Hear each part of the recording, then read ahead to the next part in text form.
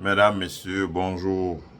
Bonjour, je suis Élisée Yonta, analyste financier et économiste. Et je fais une présentation intitulée Le Mali envisage la production de 5 millions de tonnes de riz à l'horizon 2030. Voilà.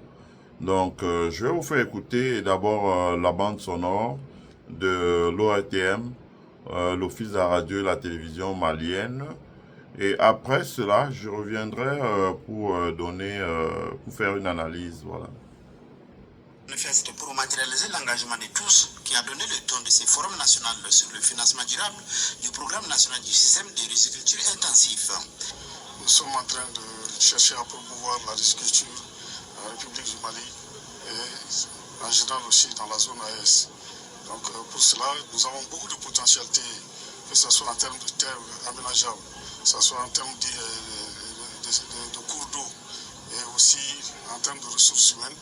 Donc les connaissances aussi en matière de recherche sont disponibles au Mali pour que nous puissions être autosuffisants en riz. Nécessairement de l'argent pour financer le programme national SRI.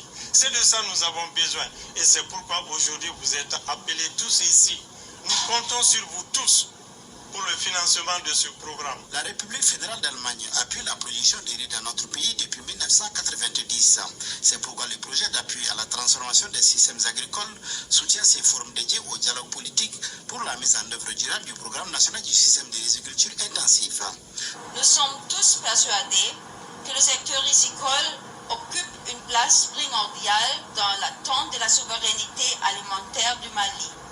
C'est pourquoi la coopération allemande continuera d'accompagner le ministère de l'Agriculture dans la promotion de la filière riz axée sur la diffusion à grande échelle du système de riziculture intensif. Voilà. Pour sa part, le Premier ministre a rappelé l'importance du riz dans l'alimentation de la population avant d'inviter les ministres concernés par le programme à honorer l'engagement du gouvernement. Abdoulaye Maïga. Soutient cette initiative qui ambitionne d'améliorer sensiblement la couverture totale des besoins de consommation intérieure en riz avec des perspectives d'exportation des excédents, et cela dans une vision de consolidation de la souveraineté et de la sécurité alimentaire et nutritionnelle du Mali à l'horizon 2030. Cette initiative est en adéquation avec la feuille de route du chef de l'État, précisément l'axe stratégique consacré à la satisfaction des besoins élémentaires des populations et sa vision de faire du Mali une puissance agricole et de jeter les bases d'une intégration économique avec les pays membres de l'AES. L'initiative s'inscrit en droite ligne de la vision Malikro Nyata Siraka Ben Samba Flanipi Oroni Savama et la stratégie nationale pour l'émergence et le développement durable 2024-2033. À cet effet, j'engage les ministres concernés à prendre les dispositions pour honorer la contribution de l'État à hauteur de 60% du coût total du programme estimé à 14,112 milliards de francs CFA. Voilà. Le Premier ministre et le chef du gouvernement a enfin visité les stands d'exposition animés par les laboratoires des semences, l'OFE du Niger, Éléphant Vert et l'Interprovisionnerie, entre autres. C'est l'ancien. Voilà. Donc vous avez écouté la bande sonore qui dure à peu près 3 minutes. C'est un reportage de l'Office de la radio et télévision du Mali. Voilà, les braves frères et sœurs de la radio et télévision du Mali. Je vous salue tous. Donc, c'est une présentation que nous faisons parce que vous connaissez vous-même les problèmes sécuritaires que dont le Mali a subi depuis aujourd'hui une vingtaine d'années et plus même. Je dirais 25 ans parce que ces problèmes sécuritaires ont commencé au Mali en 2020 et aujourd'hui ça fait déjà 25 ans que le Mali a subi les problèmes sécuritaires avant que le général Assimi Goïta, comme on dit les 5 colonels, ne prennent le pouvoir au Mali. Le Mali, qui est l'un des pays les plus vastes d'Afrique, ne tenait plus que sur 10% de son territoire. Tout son territoire était occupé, soit par des forces armées étrangères, soit par des groupes terroristes qui avaient tué et décapité les fonctionnaires travaillant dans la partie nord du Mali.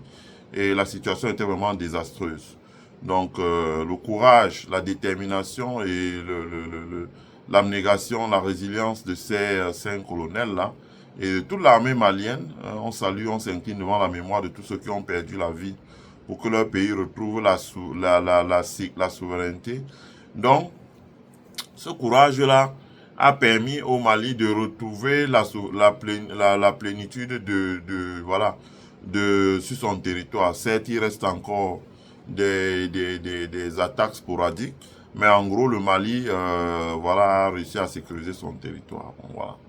Donc, quand vous arrivez à sécuriser le territoire sur un plan militaire, vous ne pourrez jamais sécuriser le territoire à 100% si la population est dans l'oisiveté et le chômage. Il faut très rapidement relancer l'économie pour que les populations puissent avoir un emploi ou une occupation. Ça aussi, c'est un volet de la sécurité. Et l'un des secteurs où vous pouvez rapidement relancer et mettre la population au travail, c'est l'agriculture. C'est ce que vous voyez en ce moment au Niger.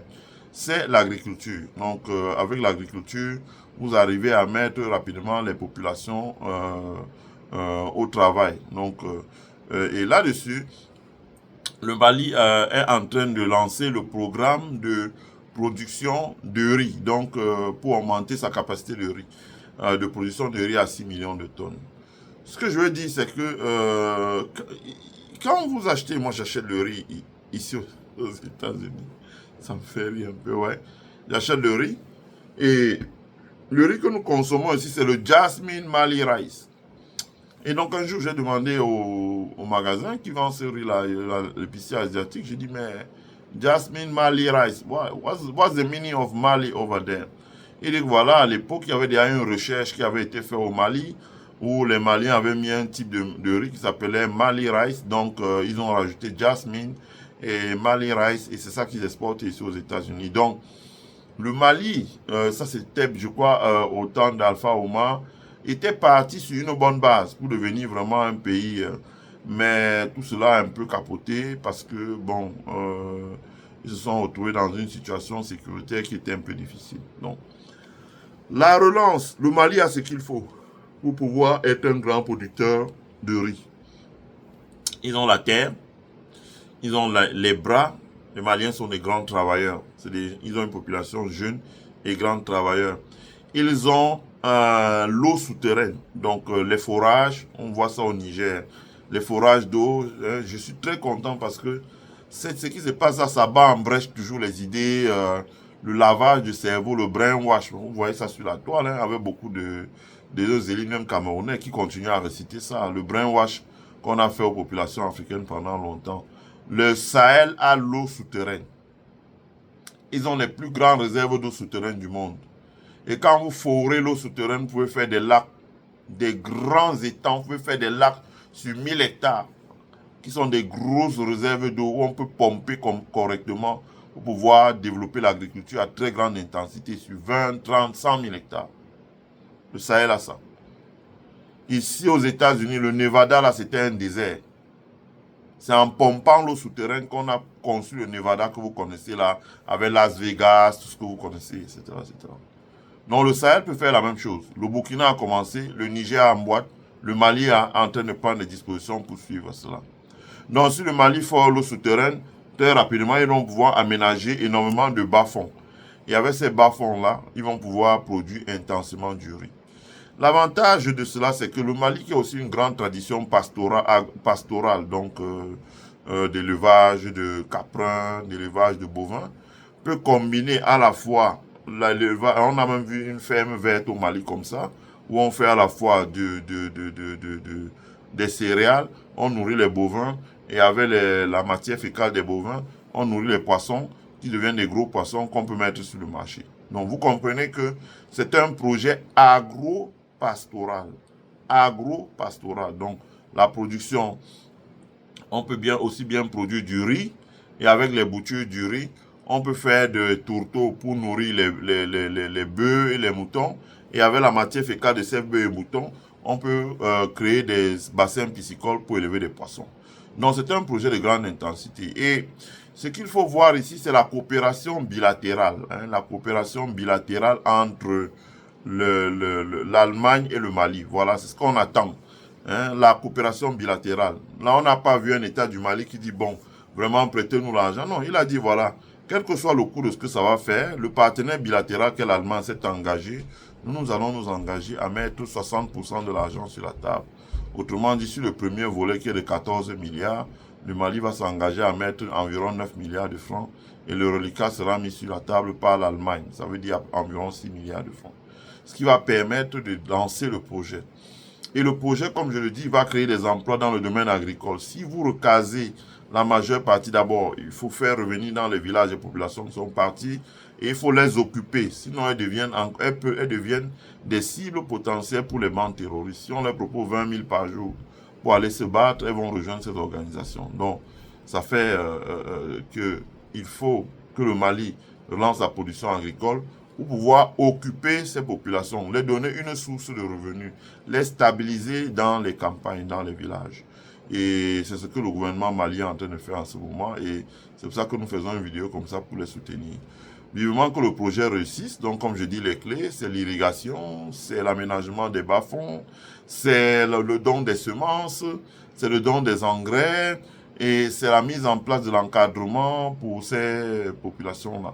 Hein, le Burkina l'a fait, hein, ça a déjà démarré, le Niger l'a fait. Et après le riz, le Mali doit pouvoir naturellement s'ouvrir à d'autres spéculations qui seront des spéculations telles que l'oignon, l'ail, les gingembres, la tomate, tout ce qui est laitue, etc., hein, pour varier l'alimentation des personnes et éviter qu'elles aient certaines maladies comme le diabète, parce que si vous mangez trop de sucre, trop de riz, ça augmente le sucre dans votre corps et vous avez du diabète, voilà. Donc il faut varier l'alimentation. Mais c'est déjà un bon départ, parce que avec 5 millions de tonnes produites, la population malienne ne peut pas consommer plus de 2 millions de tonnes. Donc, il y aura 3 millions de tonnes de riz exportés. On voit notamment des pays comme le Libéria, la Sierra Leone, la Mauritanie, le Maroc, le Ghana, etc. acheter ce riz-là et qui pourra procurer énormément de devises aux planteurs maliens si l'État structure le supply chain. Ça veut dire que la production dans les champs, les grainages, jusqu'à le stockage et l'exportation. Voilà. Donc, c'est un projet intéressant, c'est un projet honorable. On va suivre ça. Donc, on va suivre ça.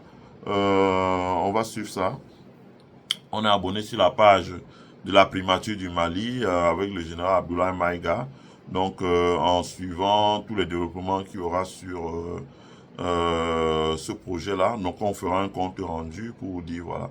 Mais si le gouvernement malien arrive à aller au bout de ce projet et de produire les 5 millions de tonnes à l'horizon 2030, ce qu'il peut aisément faire, la conséquence c'est que ça va stabiliser les populations qui sont revenues dans les campagnes, parce que faut dire qu'avec l'insécurité, les populations avaient fui vers la ville Bamako, etc.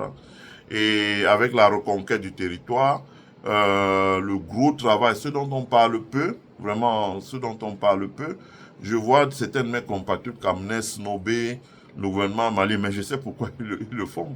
Parce que ce sont des enfants, des gens qui sont dans l'appareil d'État et qui ne dorment pas depuis qu'ils voient les militaires prendre le pouvoir dans certains pays en se disant, si les militaires arrivent ici, là, et mettent les politiques au quartier, de quoi allons-nous vivre? Donc c'est de ça qu'il s'agit. Mais ce que nous voulons, c'est le bien-être des populations africaines. Or, quand on regarde ce qui se passe au Mali, si le Mali arrive à produire énormément de biens, produire énormément de riz, hein, avec ce riz-là, il peut faire la transformation, produire du saké, produire des biocarburants. Il faut savoir qu'on produit des biocarburants à partir du riz, produire de l'alimentation animale, produire la farine de riz, hein, produire des pâtes à base de riz. Il y a beaucoup de choses. Le riz, dans le système agro-industriel, d'ailleurs, je ne conseillerais même pas au gouvernement malien d'exporter le riz en sac, mais de poursuivre la transformation localement pour créer plusieurs emplois. Et c'est les emplois qui vont accompagner les efforts de l'État pour amener la sécurité sur le territoire. Si vous avez des emplois dans le domaine agricole et dans le domaine agro-agricole, agro-industriel, vous créez les conditions pour amener la sécurité le plus rapidement sur le territoire, parce que les populations qui ont un revenu ont les oreilles moins attentives aux sirènes de la déstabilisation du Mali. Voilà. Et puis, comme j'ai dit, il faudra travailler pour pouvoir améliorer la transformation locale du riz. Donc, d'abord, les grainages du paddy au riz blanc, mais également la farine de riz, les pâtes alimentaires, l'alimentation animale, les biocarburants, l'alcool comme le saké, etc., etc., le saké japonais, etc. Il y a beaucoup de choses à faire dans ce domaine-là. Voilà. Donc, on souhaite bonne chance au gouvernement malien, beaucoup de courage à vous, beaucoup de courage à tous nos chers frères maliens. On espère que ça se passe bien, on croise les doigts, voilà.